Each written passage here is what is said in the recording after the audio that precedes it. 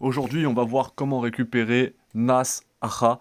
Donc, je suis pas sûr pour la prononciation du nom, mais il me semble que ça se dit comme ça, le membre de l'équipe qui est complètement immortel, donc un personnage très utile lors des batailles, effectivement. On va voir comment le recruter. À un moment, de toute façon, vous allez tomber dans l'espèce de zone qu'on vient de voir, effectivement, avec l'ascenseur. Si vous avez besoin de conseils pour accéder à cette zone, n'hésitez pas à m'en parler.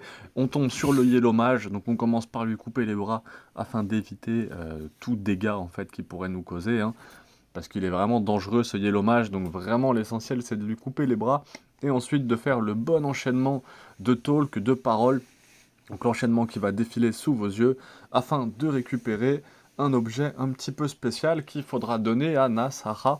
Donc effectivement ça se ressemble, voilà, l'éclipse talisman, ça ressemble beaucoup à Enki dans la façon de le récupérer dans son équipe.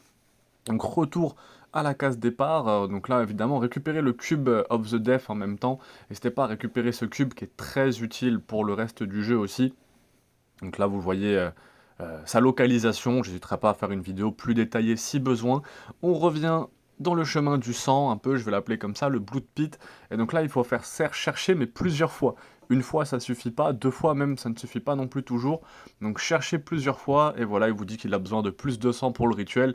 Donc il vient vous attaquer, skill, on lui parle, et on va lui donner directement le talisman Eclipse.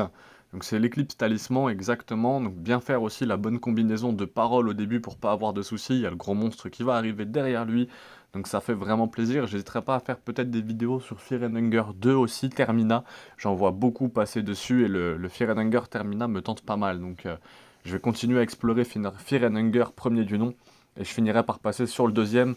Celui-là, c'est un personnage qui est très apprécié parce qu'il est immortel et qu'en plus il tape fort. Abonnez-vous, pouce bleu, une vidéo par jour sur le lore de Fear and Hunger.